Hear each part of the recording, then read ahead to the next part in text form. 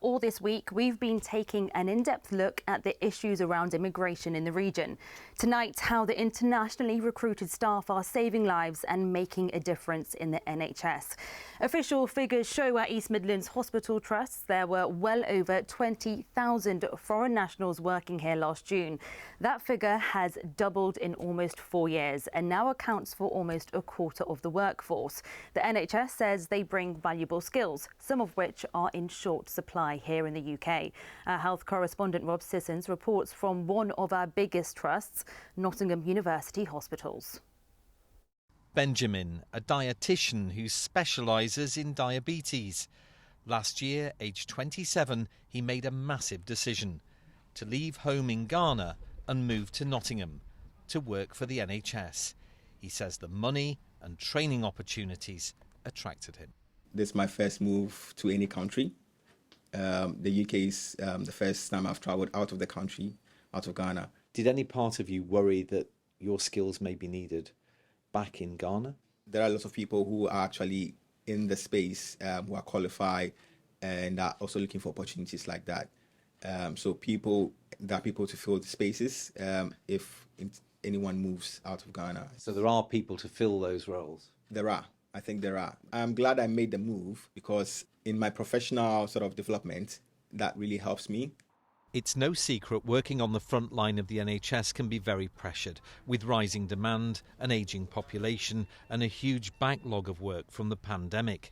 The challenges aren't just about recruitment, but also staff retention. We value our international educated nurses, midwives and AHPs. So about a quarter of our workforce are from internationally educated. Do you think we're too reliant on international recruitment?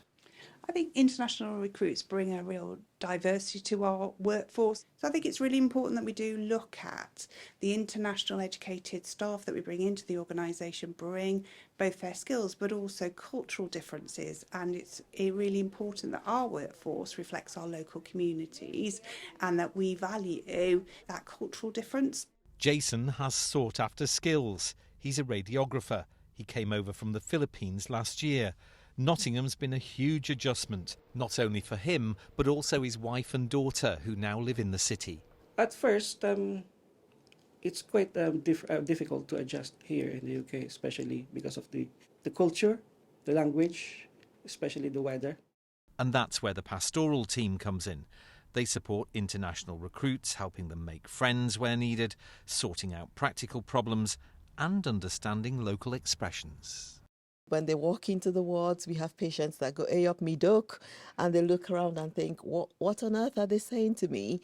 And then we have to tell them, it means hello, and it's a Nottingham slang. Any other examples? So we've had a patient say to a colleague, "I want to spend a penny," and this this colleague was walking around looking for a penny to give the patient, not understanding exactly what they meant. The Trust says the internationally recruited workers make a fabulous contribution with highly valued skills in a diverse workforce. Well, Rob joins me now, and Rob, what we saw there was the big impact that the international workers actually make. Right now, the NHS couldn't cope without these workers, and they make up a sizable chunk of the workforce. This is actually something that's been going on for many years, ever since the NHS was founded. Let's hear from Unison. The NHS has always been dependent on overseas workers in the whole of its history.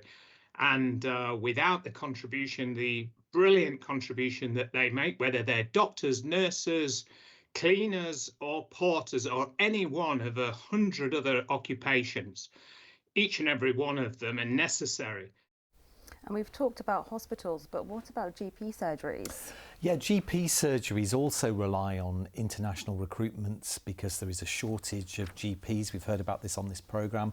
And also, you talk to patients. I've been out in Derby and they tell you that accessing GP services can be really tough. Now, I've asked people what they think the reasons are for that, and immigration is a subject that does crop up in those conversations. Here's the thoughts of some people I spoke to in Derby. It's terrible. It puts you off even trying. What do you think lies behind it? Well, immigration probably. It's the immigration and ageing population, I'd say for sure. I personally think that they've made too many cuts to the healthcare system and that frontline services like GPs are suffering because of it. I don't think immigration is a factor. Do you think immigration's a factor? Well, it could be because the numbers has gone up. So yeah, it could be because the number of staff the GP had, what it used to be, now has gone down as compared to the number of people coming in.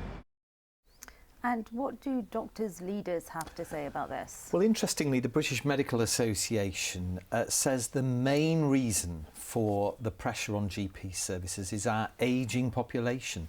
And I've been talking to a doctor's leader for Leicester, Leicestershire and Rutland, a GP at Glenfield, who says that is the pattern that they're seeing. Immigration is a minor factor, very much a minor factor. So the biggest problems is that we've got a shrinking GP workforce. We've lost significant numbers. We're losing practices are closing.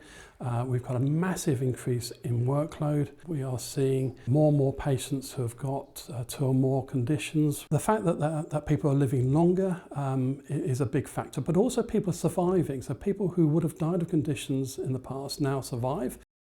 And Monica, one important thing to say, there is a 10-year workforce plan. It was published by the NHS 2 years ago. It talks about increasing training places in the UK for training doctors and nurses, because the government argues we may not be able to rely on international recruitment in the future because of an unstable world, conflict. Who knows when there might be another pandemic. So they're all factors that say we do need to maybe increase our own training, and that is something that the government is endorsing going forward. Well, really interesting. Thank you so much.